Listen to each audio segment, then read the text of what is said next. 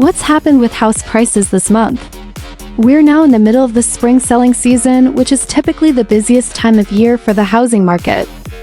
Our monthly house price index reveals the average price of property coming to market has risen by 1.1%, plus £3,876 this month, to £371,870, which is in line with the average price increase we usually see at this time of year.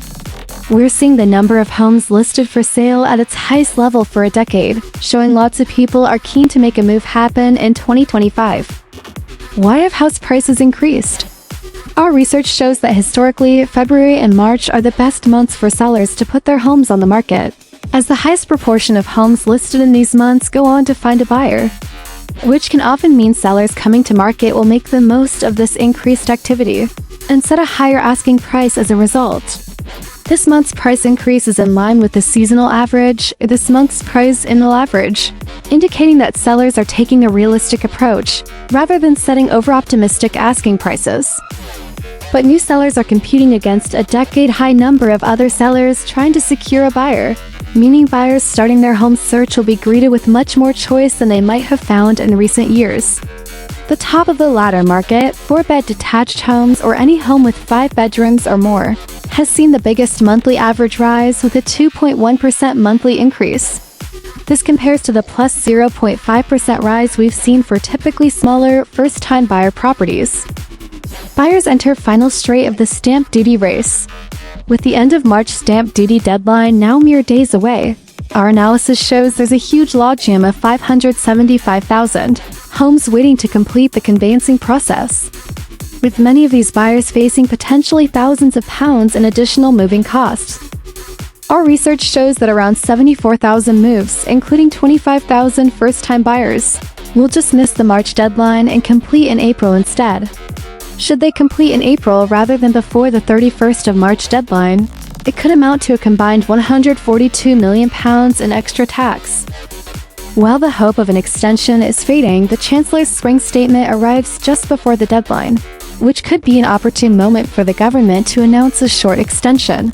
This would help those movers who had a reasonable expectation of beating the stamp duty deadline, but for the lengthy conveyancing timelines movers are currently facing. What do the experts think? Despite the looming tax changes, the wider property market outlook remains positive, with market activity showing improved activity levels as well as more homes available for buyers to choose from. Our property expert Colleen Babcock explains, historic averages show that this March is likely to be one of the strongest months of the year for sellers to spring into action. However, sellers can't just rely on these historic averages for success, as this year they're facing a decade-high level of competition. Those who are successfully finding buyers right now are working hard with their agents to price competitively and present their home in the best possible light. Mortgage rates continue to be a key factor affecting buyer affordability.